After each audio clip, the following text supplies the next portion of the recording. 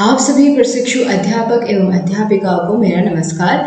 आप सभी का स्वागत है आपके अपने YouTube चैनल ऑनलाइन शिक्षण पर और आशा करती हूँ आप सभी स्वस्थ होंगे और अपने घरों में सुरक्षित होंगे। मैं हूँ आपके साथ अंजलि बालियान और दोस्तों चलिए शुरुआत करते हैं आपके DLED सेकेंड सेमेस्टर पेपर 1 वर्तमान भारतीय समाज एवं प्रारंभिक शिक्षा के कुछ महत्वपूर्ण बहुविकल्पीय प्रश्नों को हम हल करने वाले हैं। अधिकतर उनमें वही प्रश्न शामिल है जो कि आपके प्रीवियस ईयर एग्जाम्स में पूछे जा चुके हैं। तो चलिए देखते हैं आप लोगों की कितनी तैयारी हो चुकी है। अपनी तैयारी को आप लोग भी जांचिए और जो आपको लगता है कि आपने पहले नहीं पढ़ा है उस चीज को साथ साथ में समझते हुए चलिए। ठीक है, तो चलिए शुरुआत करते हैं बिना किसी देरी के अपनी आज की क्लास की।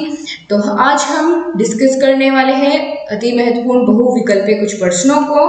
तो चलिए शुरुआत करते हैं। सबसे पहला क्वेश्चन आपसे यहाँ पे पूछ लिया गया है, निम्न में से कौन सी रचना रूसो की नहीं है। अगर आपको नहीं है ये निकालना है तो आपको ये जरूर पता होना चाहिए कि कौन कौन सी है। ठीक है, तो तभी आप इनका आंसर कर पाएंगे सही से। तो दोस्तों अगर बात की जाए तो एमिल, यह भी रूसो की रचना है, इन्हीं के द्वारा लिखा गया है। ठीक है, द सोशल कॉन्ट्रैक्ट, यह भी इन्हीं के द्वारा लिखी गई रचना है।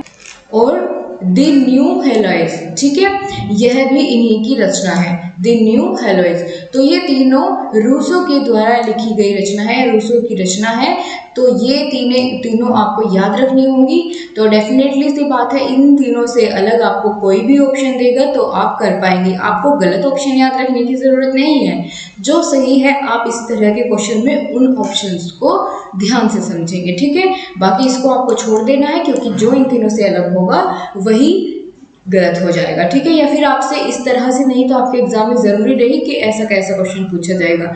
आपसे यह भी पूछ सकता है कि इनमें से, इन चारों में से कौन सी रूसो की रचना है। तो आपको फिर इन तीनों में से कोई एक दी गई होगी। अगर आपको ये याद होगी तो आप पहचान कर पाएंगे। तो इसीलिए आपको यह याद रखनी है तीनों। ठीक है, the new Heloise, the social contract, Emile. ठीक है दोस्तों, इतना समझ आता है। चलिए अगले क्वेश्चन की तरफ बढ़ते हैं। साथ साथ आप सभी लोग आंसर करते हुए चलिए, क्योंकि जिस चीज को आप एक बार लिख देते हैं वो आप कभी नहीं भूलते।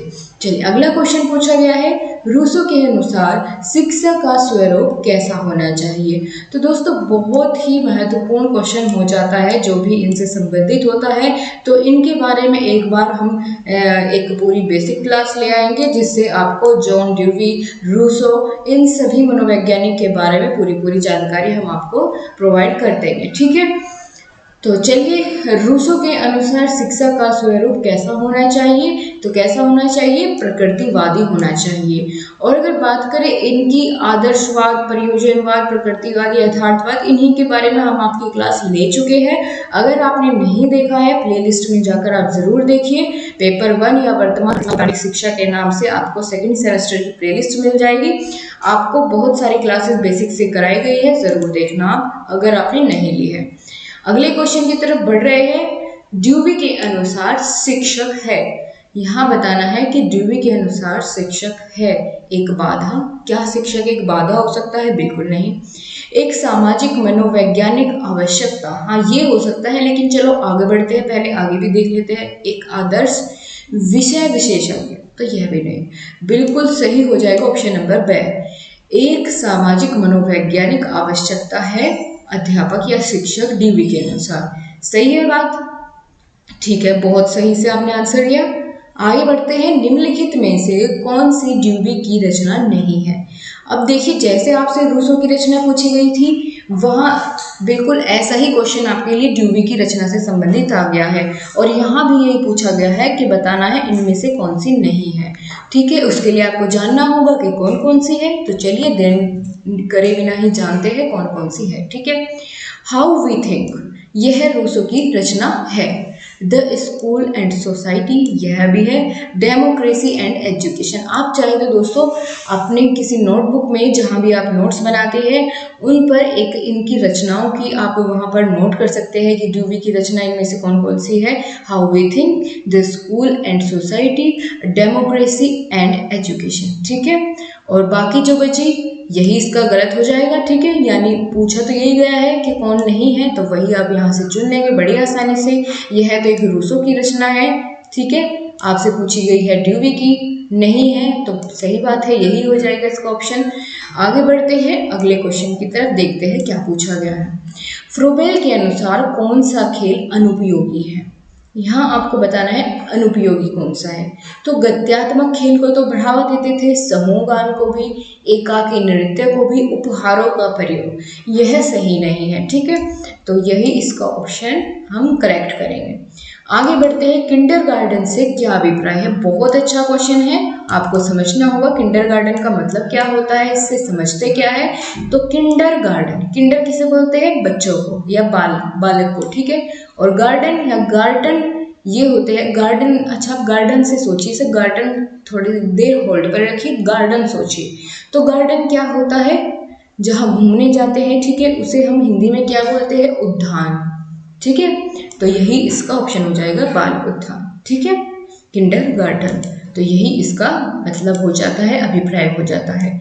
चलिए अगले क्वेश्चन की तरफ बढ़ते हैं। मॉन्टेसरी शिक्षण प्रक्रिया में बाल घर से तात्पर्य है।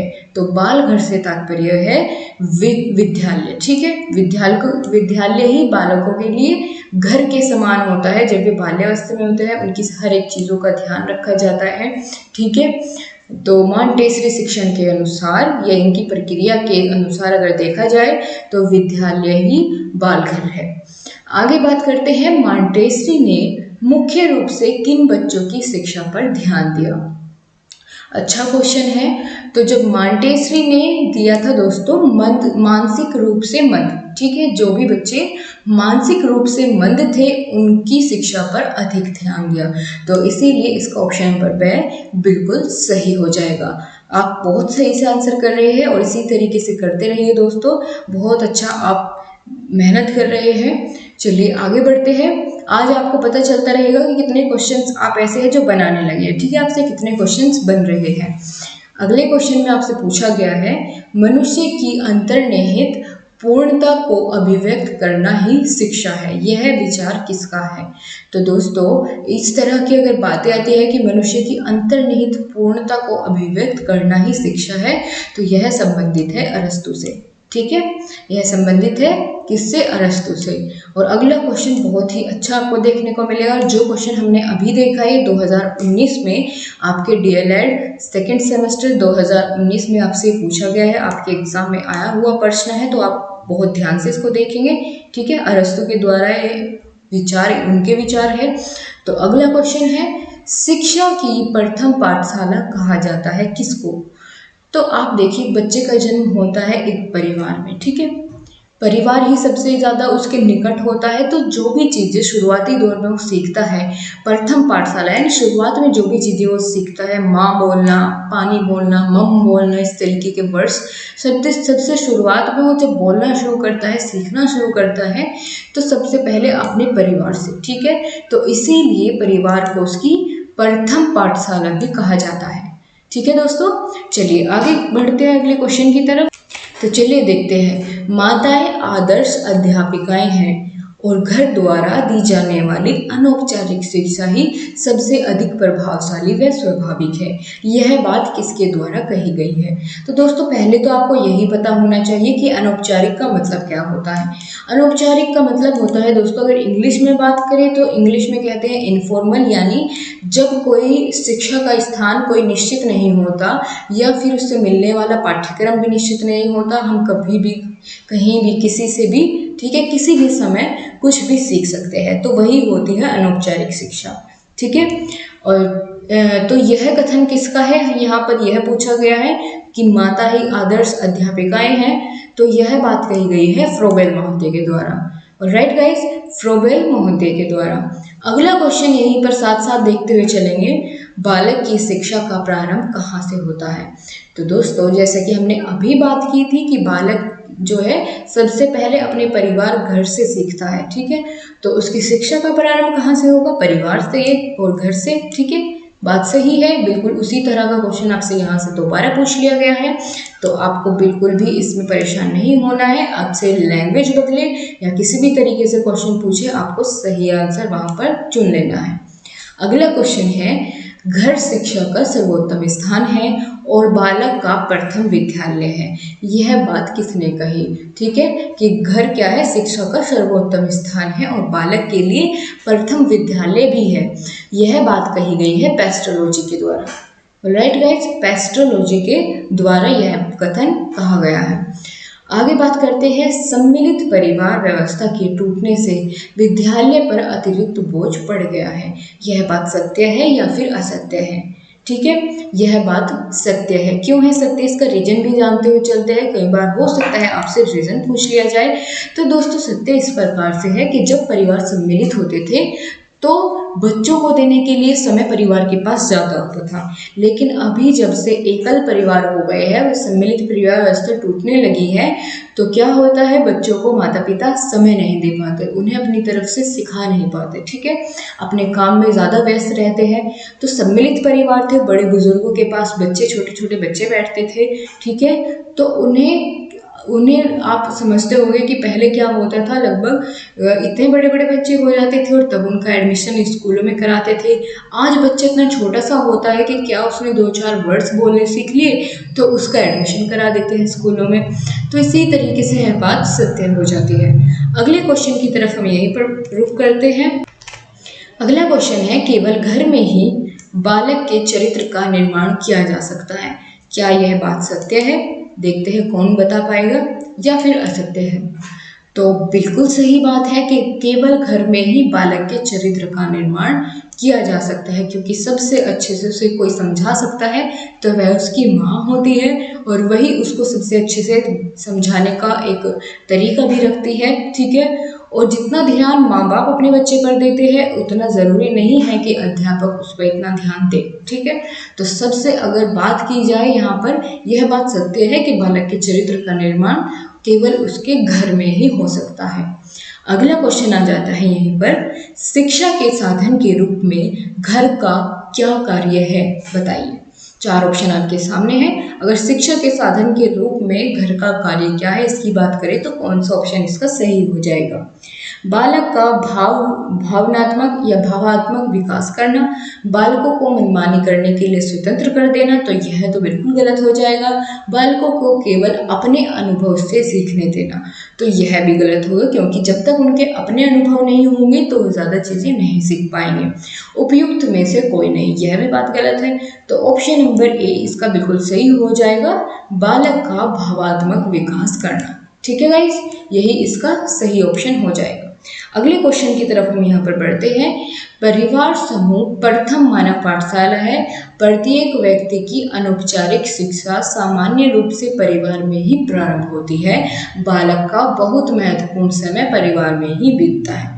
दोस्तों आप समझिए कि अगर मान लिया आपको कि 4-5 घंटे का ज़्यादा से ज़्यादा आपका स्कूल होता है छोटे बच्चों का, ठीक है, और बाकी समय तो अपने घर में रहते हैं, तो परिवार से अच्छा, उसके घर से अच्छा उसके लिए क्या पाठशाला हो सकती है, क्योंकि वहीं वो सबसे ज़्यादा अपना समय बिताता है। ठीक है, और अनौपचारिक शिक्षा का सबसे अच्छा साधन उसका परिवार होता है। यह बात किसने कही है, हमको यहाँ पर यही फाइंड आउट करना है। तो दोस्तों यह बात कही है बोगार्ड्स ने। ठीक है, ऑप्शन नंबर सी इसका बिल्कुल सही हो जाएगा। यह बात किसके द्वारा कही गई है? बोगार्ड्स के द्वारा। बिल्कुल सही बात है। चलिए अगले क्वेश्चन की तरफ बढ़ते हैं। साथ साथ में दोस्तों आंसर करते हुए चलिए आप लोग। अच्छे घर या परिवार में आवश्यक गुण क्या होते हैं? तो अच्छे घर या परिवार में अगर बात करें आवश्यक गुण की तो क्या होंगे, देखते हैं कौन बताएगा। सबसे पहले, जिसका वातावरण सुखद एवं प्रेमपूर्ण होना चाहिए। बिल्कुल अच्छी बात है। ठीक है, बिल्कुल सटीक इसका आंसर हो जाता है, लेकिन हम आगे चलते हैं और सभी ऑप्शंस को एक बार देख लेते हैं। जिसमें भावनात्मक या भावात्मक संतुलन हो। भावात्मक संतुलन से ज़्यादा बेहतर पहले वाला ऑप्शन है, जिसमें कि वातावरण को सुखद और प्रेमपूर्ण बनाने की बात की गई है। तो दूसरा ऑप्शन अभी के लिए हम छोड़ देंगे, अगली तरफ आगे बढ़ते हैं। जिस परिवार में लोगों की संख्या अधिक हो, तो यह तो सही नहीं है कि ज़रूरी नहीं कि परिवार अच्छा माना जाएगा अगर उसमें लोगों की संख्या अधिक है, जिसमें बच्चों को कठोर अनुशासन में रखा जाता हो। यह तो बिल्कुल ही गलत है। तो ऑप्शन नंबर ए इसका बिल्कुल सही हो जाएगा। ठीक है दोस्तों, आप सभी जो ऑप्शन है सभी में कंपैरिजन करने के बाद ही टिक लगाइएगा, नहीं तो आपका गलत हो जाएगा, क्योंकि कई बार हमें उससे भी ज़्यादा सटीक कोई और ऑप्शन में उत्तर दिख जाता है, तो फिर वहाँ गलती हो जाती है अगर हम एक ही ऑप्शन को देख के अपना मार्क कर देते हैं। आगे बढ़ते हैं, पारिवारिक शिक्षा के कौन कौन से सिद्धांत हैं? जी बताइए, पारिवारिक शिक्षा के सिद्धांत कौन कौन से होते हैं? पहला है बाल मनोविज्ञान का ज्ञान। हाँ, ये सिद्धांत है। सहानुभूतिपूर्ण व्यवहार और खेल द्वारा शिक्षा विधि। तो यह तीनों ही पारिवारिक शिक्षा के सिद्धांत होते हैं, इसीलिए हम इसका ऑप्शन नंबर डी बिल्कुल सही चुनेंगे। ठीक है, ये तीनों ही क्या होते हैं? पारिवारिक शिक्षा के सिद्धांत होते हैं। कौन कौन से, एक बार और दोहराते हैं, आप भी मेरे साथ साथ दोहराइए। बाल मनोविज्ञान का ज्ञान, सहानुभूतिपूर्ण व्यवहार और खेल द्वारा शिक्षा विधि। ठीक है, यही तीनों क्या होते हैं? पारिवारिक शिक्षा के सिद्धांत होते हैं। चलिए आगे बढ़ते हैं अगले क्वेश्चन की तरफ। पूछा गया है, विद्यालय घर और बाहरी जीवन को जोड़ने वाली कड़ी है। यह बात क्या सही है या फिर गलत है? यहाँ पर आपको यही चुनना है कि विद्यालय जो है एक लिंक की तरह काम करता है, एक मीडियम की तरह काम करता है। किस किस के बीच? घर के और जो बाहरी जीवन होता है उसके बीच में एक जो है लिंक का काम करता है या मीडियम का काम करता है विद्यालय। तो यह बात दोस्तों बिल्कुल सत्य है। ठीक है, बाहरी जीवन का भी ज्ञान हमें विद्यालय से ही मिलता है जब हम विद्यालय जाना आरंभ करते हैं, क्योंकि परिवार में सिर्फ हम परिवार के अंदर होने वाली चीज़ों को ही सही से सीख पाते हैं। आगे बढ़ रहे हैं, गुरुदेव के नाम से कौन विख्यात हुए? इनमें से कौन गुरुदेव के नाम से विख्यात हुए? तो यह तो आप सभी जानते होंगे, गुरुदेव किसे कहा जाता था? रविंद्रनाथ टैगोर जी को। ठीक है, रविंद्रनाथ टैगोर जी को। तो यही इसका बिल्कुल करेक्ट ऑप्शन हो जाएगा। रविंद्रनाथ टैगोर जी को ही गुरुदेव के नाम से जाना जाता था। ठीक है, इनका दूसरा नाम या इस नाम से विख्यात हुए थे। अगला क्वेश्चन है, शिक्षक दिवस किस समाज शास्त्री के जन्म दिवस के रूप में मनाया जाता है? बहुत ही अच्छा क्वेश्चन है दोस्तों, आप हर साल मनाते आते हैं शिक्षक दिवस। ठीक है, अभी हमने शिक्षक दिवस के दिन आपसे एक लाइव सेशन रखा था, तो आप लोगों से बहुत ज़्यादा बातचीत हुई थी, बहुत मज़ा आया था। तो बताइए आप लोग किसके, डॉक्टर राधाकृष्णन जी के जन्म दिवस पर या टैगोर, महात्मा गांधी, विवेकानंद? तो देखते हैं कौन बताता है। बहुत अच्छे, आप सभी ने बहुत अच्छे से जवाब दिया। डॉक्टर सर्वपल्ली राधाकृष्णन जी के जन्म दिवस को ही हम शिक्षक दिवस के रूप में मनाते हैं। और कोई डेट बताएगा?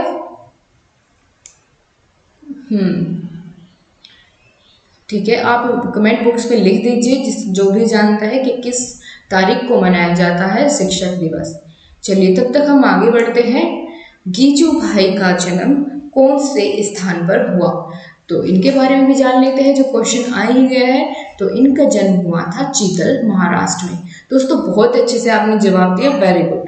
हाँ, बिल्कुल सही है आपकी बात। आगे बढ़ते हैं, गीजू भाई बधेका का जन्म कौन से सन में हुआ? तो इनके बारे में दोस्तों पूरी ही बात जान लेते हैं। बात की गई कहाँ हुआ, तो चीतल, महाराष्ट्र में। और कब हुआ यह पूछ लिया गया तो 1885 में हुआ। ठीक है, 1885 में चीतल, महाराष्ट्र में किसका जन्म हुआ? गीजू भाई बधेका। ठीक है, दोनों क्वेश्चंस को इंटरलिंक्ड कर लेते हैं, साथ साथ आगे बढ़ते हैं। गीजू भाई बधेका ने शिक्षा संबंधी कुल कितनी पुस्तकें लिखी हैं? तो इनका बहुत बड़ा योगदान रहा है शिक्षा में। इन्होंने कुल 14 पुस्तकें लिखी है। ठीक है, काफ़ी सारी है, 14 पुस्तकें लिखी है गीजू भाई बधेका ने। ठीक है दोस्तों, जन्म कब हुआ था? 1885 में। और कहाँ? चीतल, महाराष्ट्र में। याद हुई इतनी बातें? चलिए आगे बढ़ते हैं।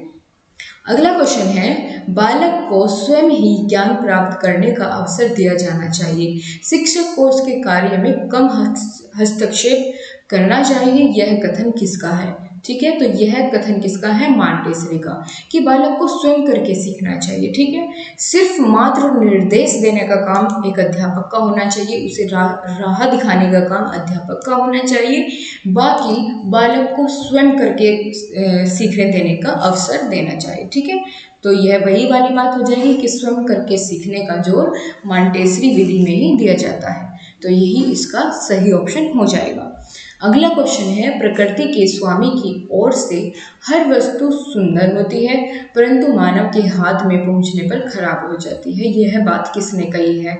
तो यह बात कही गई है रूसो के द्वारा। दोस्तों बहुत ही सही और सटीक कथन है कि जब भगवान किसी चीज का, या आप कुछ भी कह सकते हैं जिसे भी आप लोग ज्यादा पूजते हैं या मानते हैं, तो अगर कोई किसी भी व्यक्ति या वस्तु का निर्माण भगवान ने किया है तो अपने आप में अनमोल होती है। ठीक है, सबसे अलग हटके होते हैं। हर एक इंसान की बात करें, ठीक है, छोटे बच्चों की बात करें तो बिल्कुल कोरे मन से, बिल्कुल कोरे कागज की तरह से आपके पास आते हैं जब वो छोटे होते हैं।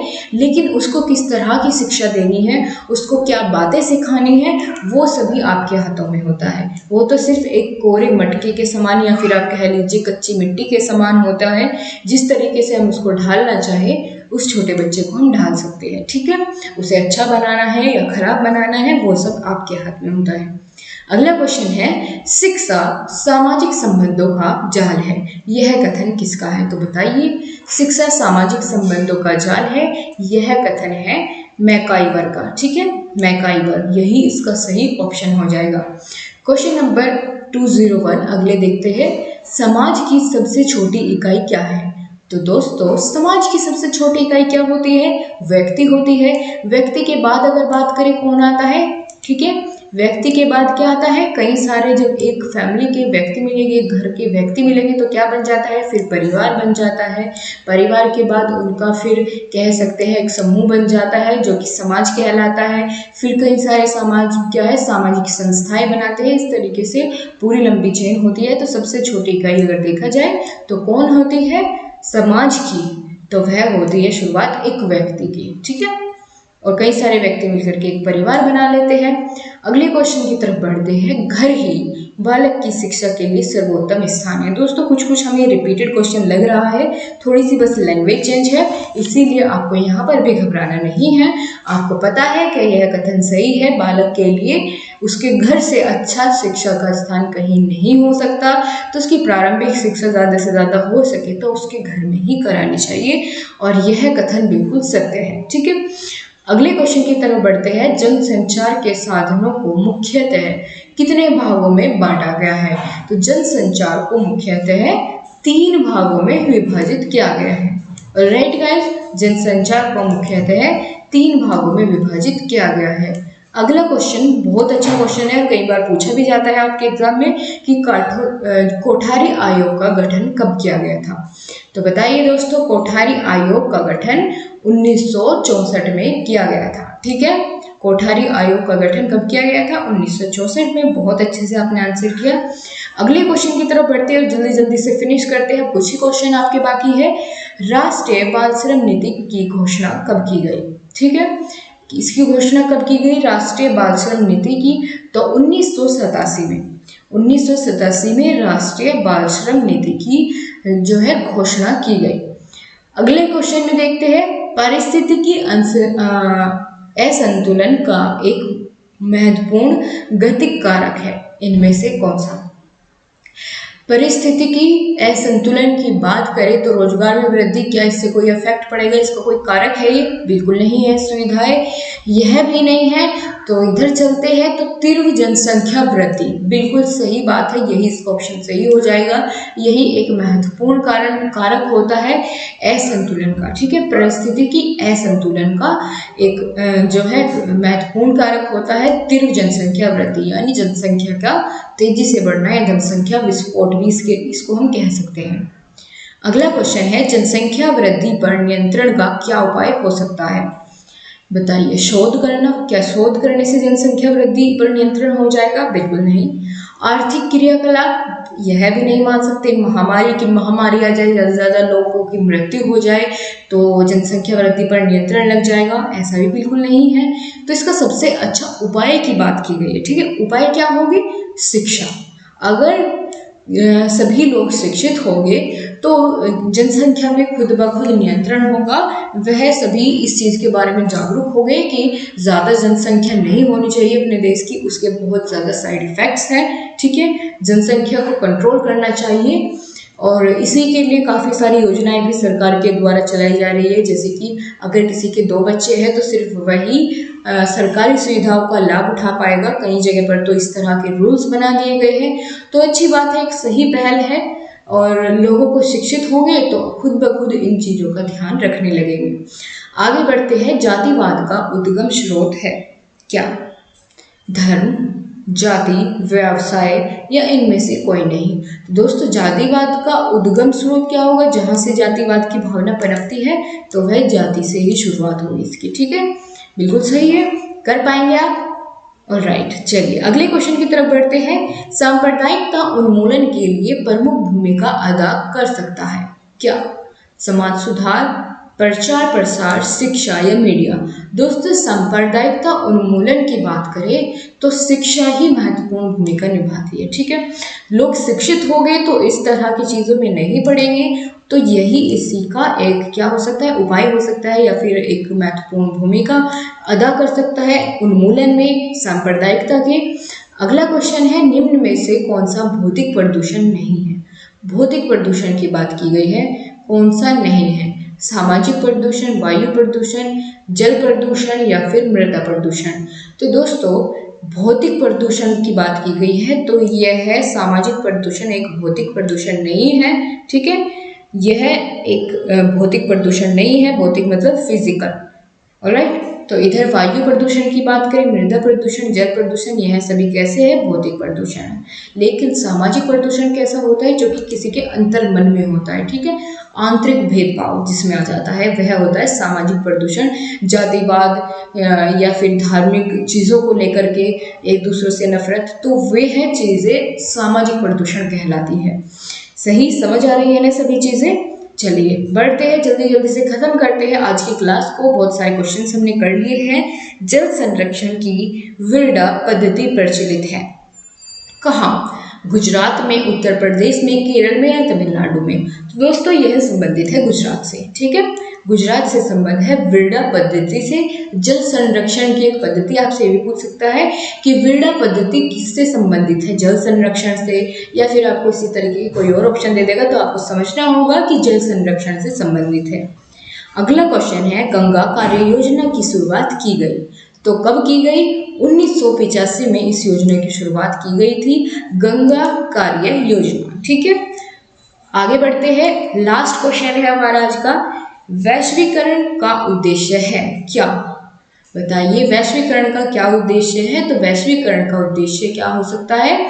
आप जानते हैं कि उदारीकरण, निजीकरण और संतुलित विकास, यह सभी क्या है? ग्लोबलाइजेशन बोलते हैं इंग्लिश में वैश्वीकरण को, ग्लोबलाइजेशन के उद्देश्य है। ठीक है, वैश्वीकरण के उद्देश्य है निजीकरण करना, उदारीकरण करना और संतुलित विकास करना।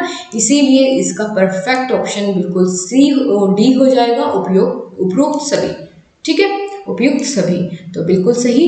चलिए दोस्तों, आज की क्लास के लिए बहुत बहुत धन्यवाद। आप सभी ने बहुत सराहाया और बहुत ज़्यादा प्यार दिया। आप इसी तरह बने रहिए और अगर आपको क्लास पसंद आई है तो लाइक ज़रूर करें। So thank you so much guys. आपसे फिर से मुलाकात होगी आपकी नेक्स्ट क्लास के साथ। तब तक के लिए आप अपना रिविज़न करते रहे। आपको PDF तो काफ़ी सारे मैंने प्रोवाइड ऑलरेडी करा दी है टेलीग्राम ग्रुप में। अगर आपने अभी तक ज्वाइन नहीं किया है तो ऑनलाइन शिक्षण DLED टेलीग्राम ग्रुप का नाम है, ज्वाइन कर लीजिए। आपको काफ़ी सारे PDFs और नोट्स वहाँ पर मिल जाएंगे और आगे भी जितनी क्लासेस आपकी होती रहेगी आपको सभी नोट्स वहाँ पर प्रोवाइड करते जाएंगे। ठीक है, तो गाइस ज़्यादा से ज़्यादा वीडियो को शेयर करें, लाइक करें और अगर आप अपने किसी फ्रेंड्स के साथ शेयर करना चाहते हैं तो शेयर भी ज़रूर करें।